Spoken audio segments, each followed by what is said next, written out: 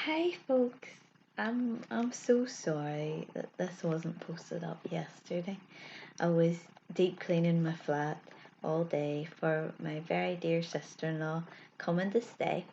She's starting to work in hospital with the coronavirus patients this week, and she and all the NHS and other key workers are heroes. So thank you so much for all that you're doing. So I'll be doing Tuesday and Wednesday. It's still Wednesday at the minute, but nearly Thursday. So I'd better get cracking. I'm going to do them back to back in the one video. So Tuesday's reading is from Matthew 21, the parable of the tenants, from verse 33. So feel free to read along with me. And Jesus said, "Listen to another parable. There was a landowner who planted a vineyard. He put a wall around it, dug a wine press in it, and built a watchtower. Then he rented the vineyard to some farmers and moved to another place. When the harvest time approached, he sent his servants to the tenants to collect his fruit. The tenants seized his servants. They beat one, they killed another, and stoned a third. Then he sent other servants to them, more than the first time, and the tenants treated them the same way. Last of all, he sent his son to them. They will respect my son, he said. But when the tenants saw the son, they said to each other, this is the heir. Come, let's kill him and take his inheritance. So they took him and threw him out of the vineyard and killed him. Therefore, when the owner of the vineyard comes, what will he do to those tenants? He will bring those wretches to a wretched end, they replied, and he will rent the vineyard to other tenants, who will give him his share of the crop at harvest time. Jesus said to them, have you ever read in the scriptures, the stone the builders rejected has become the cornerstone? The Lord has done this, and it is marvellous in our eyes. Therefore I tell you that the kingdom of God will be taken away from you and given to a people who will produce its fruit. Anyone who falls on this stone will be broken to pieces. Anyone on whom it falls will be crushed. When the chief priests and the Pharisees heard Jesus' parables, they knew he was talking about them. They looked for a way to arrest him, but they were afraid of the crowd because the people held that he was a prophet.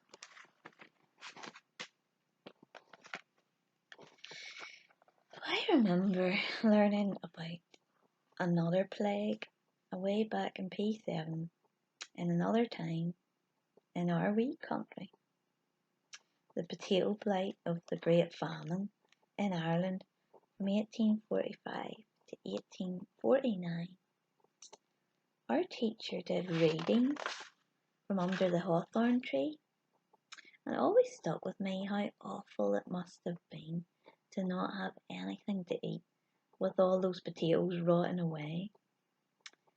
Another thing that stuck with me was how awful to so many of the landlords were at a time of national crisis.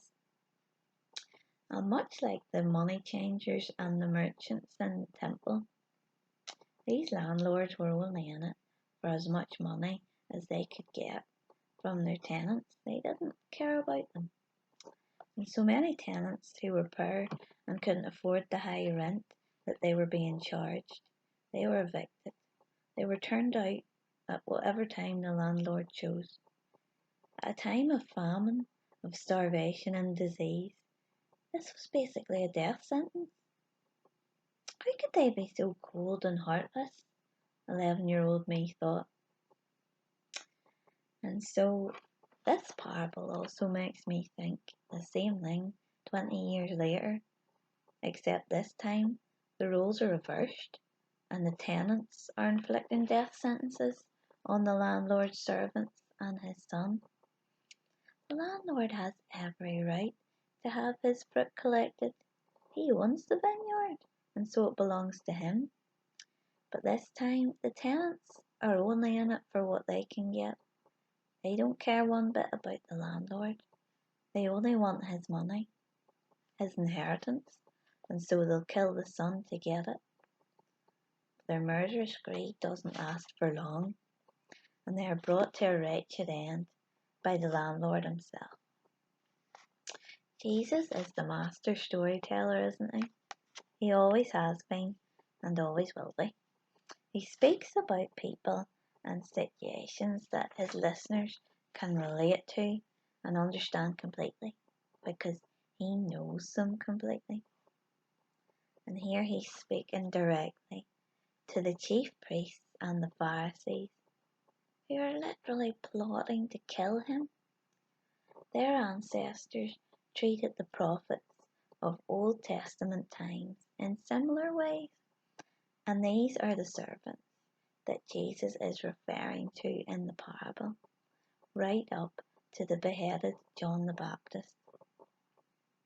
And of course, Jesus is the son of the landlord, who is God the Father. He shows that he fulfills the prophecy made about him in Psalm 118. The stone the builders have rejected has become the cornerstone. The builders, the people who should have known best, have made the fatal error of rejecting the most important stone, the foundation that everything else is built upon. The chief priests and the Pharisees, the religious leaders of the time, are the people who really should have known best who God really is, but they reject him. Can we see Jesus' love and compassion in all of these repeated warnings? He's making it so clear that the chief priests and the Pharisees need to accept him for who he really is before they are crushed. Sadly, like the stones, their hearts are so hardened by this state that even though they know that Jesus was talking about them, they don't change their minds. And there's two clear outcomes that Jesus speaks to us recording these words today. Either we are like the tenants, the builders, the chief priests, and the Pharisees, and we reject Jesus, or we accept Jesus and are calling as his people to produce the fruit of his kingdom. To love God with all our hearts and souls and minds and strength, and to love our neighbours, that's anyone else, as ourselves. All is growing out of this on the foundation of our cornerstone, Jesus. We can't do it without him.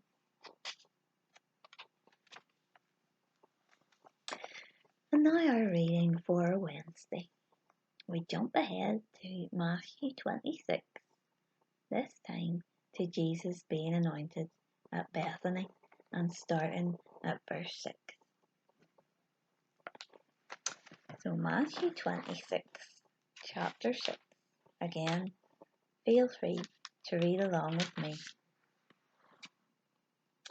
While Jesus was in Bethany, in the home of Simon the leper, a woman came to him with an alabaster jar of very expensive perfume, which she poured on his head as he was reclining at the table. When the disciples saw this, they were indignant. "Why this waste?" they asked. "This perfume could have been sold at a high price and the money given to the poor." Aware of this, Jesus said to them, "Why are you bothering this woman?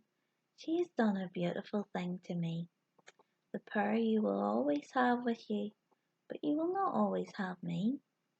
When she poured this perfume on my body, she did it to prepare me for burial.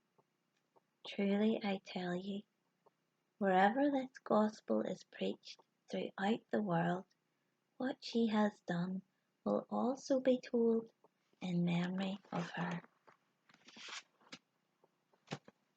So I might just be speaking to the woman here. Man, you might do it also, I've no idea.